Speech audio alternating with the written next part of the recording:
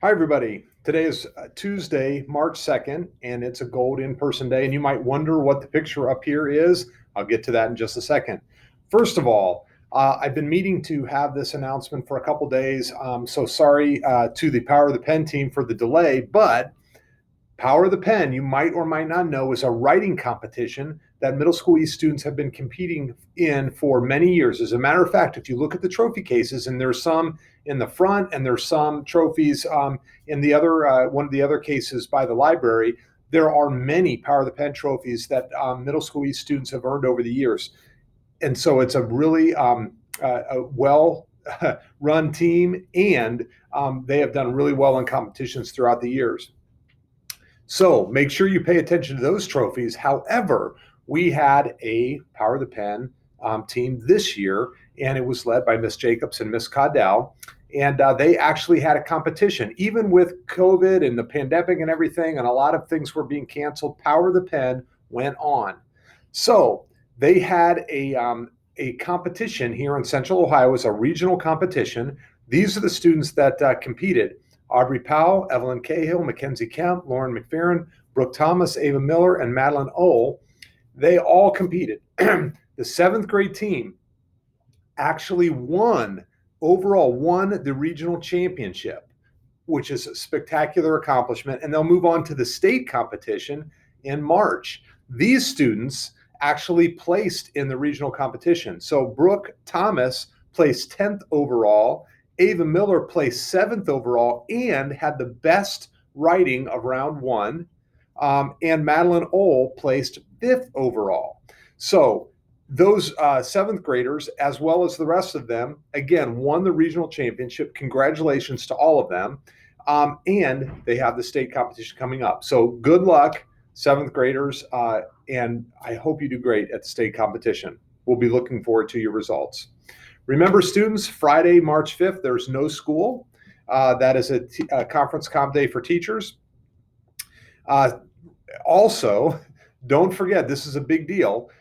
Students who are currently enrolled as Hybrid Blue or Hybrid Gold students are returning to school 5 days a week in person beginning on March 15th. So if you're in school today, I'm talking to you. It will be every day. So remember, here's what I know about the students last week who came 2 days in a row. The Gold students came Monday and Tuesday last week.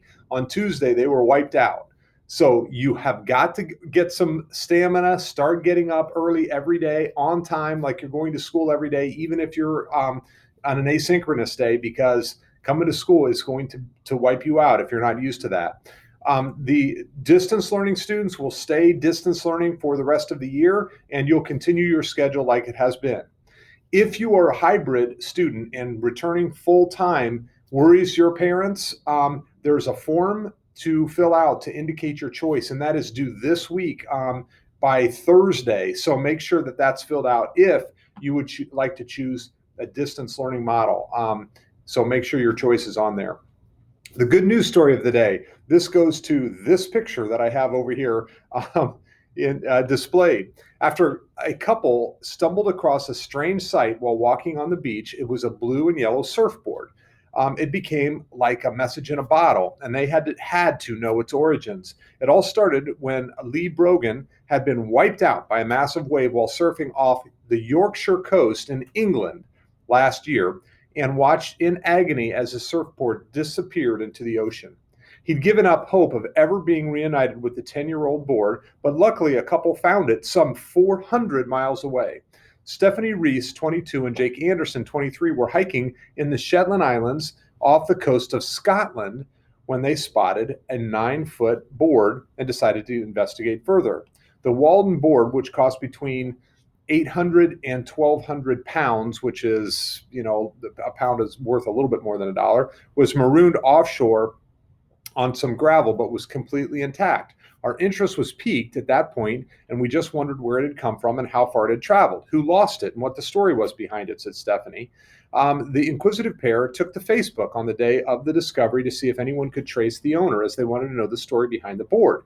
She posted about her find on the Shetland Seashore Discovery Facebook page, and the community quickly put on their detective hats. Just a day later, they were put in touch with Lee, who couldn't believe they had found his beloved board, which had been lost in the waves in Runswick Bay in Scarborough, England.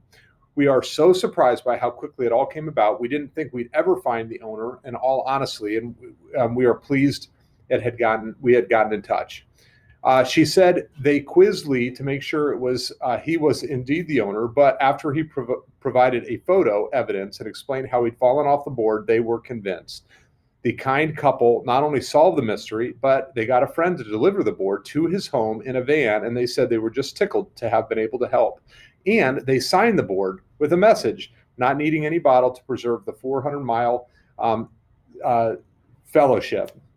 So knowing where it all had come from, it's even more impressive that it was completely intact. It's just been fun to have been able to do something nice for someone during the lockdown, as everything has been all doom and gloom. So congratulations on getting your board back. Hope you enjoyed the story, and we'll talk to you soon. Have a great day, everybody.